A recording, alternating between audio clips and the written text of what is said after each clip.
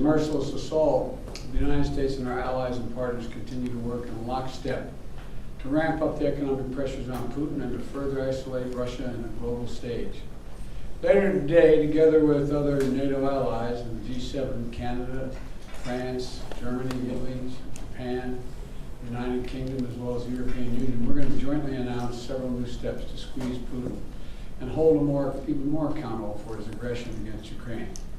And I want to speak to a few of those points today. First, each of our nations is going to take steps to deny most favored nation status to Russia. A most favored nation status designation means two countries have agreed to trade with each other under the best possible terms.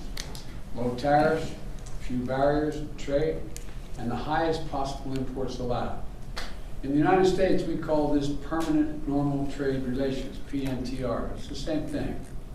Revoking PNTR for Russia is going to make it harder for Russia to do business with the United States. And doing it in unison with other nations to make up half of the global economy will be another crushing blow to the Russian economy. It's already suffering very badly from our sanctions. And I want to thank Speaker Pelosi, Leader McCarthy, Leader Schumer, and McConnell, and Senators Wyden and Crapo, Representatives Neal and Brady, for their bipartisan leadership on this in the Congress. I would like to offer a special thanks to Speaker Pelosi, who's been a strong advocate for revoking PNTR and who agreed to hold off on that in the House until I could line up all of our key allies to keep us in complete unison. Unity among our allies is critically important, as you all know, from my perspective. Many issues divide us in Washington. But standing for democracy in Ukraine, pushing Russia's aggression, should not be one of those issues. The free world is coming together to confront Putin. Our two parties here at home are leading the way. With that bipartisan cooperation, I'm looking forward to signing into law the bill revoking PNTR, which is, again, most people think of it as most favored nation status. We're also taking a further step of banning imports of goods from several signature sectors of the Russian economy, including seafoods, vodka, and diamonds. And we're going to continue to squeeze Putin. The G7 will seek to deny Russia the ability to borrow from leading multinational institutions, such as the International Monetary Fund and the World Bank. Putin is an aggressor. He is the aggressor. Putin must pay the price. He cannot pursue a war that threatens the very foundations, which he's doing, the very foundations of international peace and stability, and then ask for financial help from the international community. The G7 is also stepping up pressure on corrupt Russian billionaires. We're adding new names to the list of oligarchs and their families that we're targeting. And we're increasing coordination among the G7 countries to target and capture their ill-begotten gains. They support Putin. They steal from the Russian people, and they seek to hide their money in our countries. They're part of that kleptocracy that exists in Moscow. And they must share in the pain of these sanctions. And while we're going after these super yachts and vacation homes and for hundreds of millions of dollars, we're also going to make it harder for them to buy high-end products manufactured in our country. Banning the export of luxury goods to Russia. They're also the latest steps we're taking, but they're not the last steps we're going to take. And as I said, at the beginning of all these steps, we're going to hit Putin harder because the United States and our closest allies and partners are acting in unison. The totality of our sanctions and export controls is crushing the Russian economy. The ruble has lost more than half its value. They tell me it takes about 200 rubles equal $1 these days.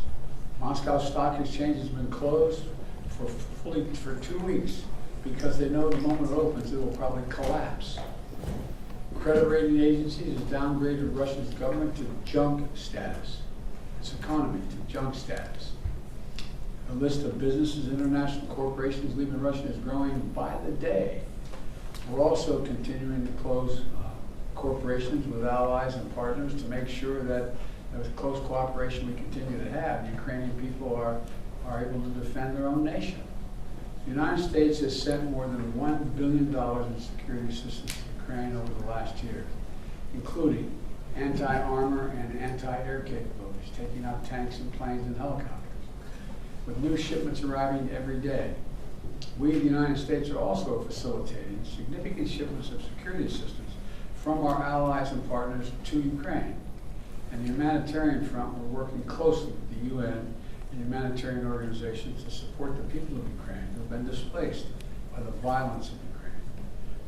We're providing tens of thousands of tons of humanitarian supplies, food, water, and medicines, coming via truck and train every single day. Yesterday in Poland, Vice President Harris announced an additional $53 million in additional humanitarian support to Ukraine. That brings the total humanitarian assistance to $107 million in just 2 weeks. We've joined this effort with more than 30 other countries who are providing hundreds of millions more. And last night, with a great credit to Congress, passed a bipartisan spending bill that included an additional $13.6 billion in new assistance to the Ukrainian people. I look forward to signing that immediately. I also want to be clear, though. We will make sure Ukraine has weapons to defend against an invading Russian force. We will send money, food, and aid to save the Ukrainian people. And I will welcome Ukrainian refugees. We should welcome them here with open arms if they need access. And we're going to provide more support for Ukraine. We're going to continue to stand together with our allies in Europe and send unmistakable message. We'll defend every single inch of NATO territory with the full might of the united and galvanized NATO. We will not fight a war against Russia in Ukraine. Direct confrontation between NATO and Russia is World War III, something we must strive to prevent. But we already know Putin's war against Ukraine will never be a victory. He hoped to dominate Ukraine without a fight. He failed. He hoped to fracture European resolve. He failed. He hoped to weaken the transatlantic alliance. He failed. He hoped to split apart American democracies in terms of our positions. He failed. The American people are united, the world is united, and we stand with the people of Ukraine. We will not let autocrats and would-be emperors dictate the direction of the world. Democracies are rising to meet this moment, rallying the world to the side of peace and the side of security. We're showing our strength, and we will not falter. God bless all of you. God bless Ukraine, and God bless our troops. President Biden, your White House has said that Russia may use chemical weapons or create a false flag operation to use them. What evidence have you seen showing that? And would the U.S. have a military response if Putin does launch a chemical weapons attack? I'm not going to speak about the intelligence, but Russia would pay a severe price if they use chemical weapons. Would the U.S. send troops in? Defending the federal gas tax? Will this make Putin stop his war?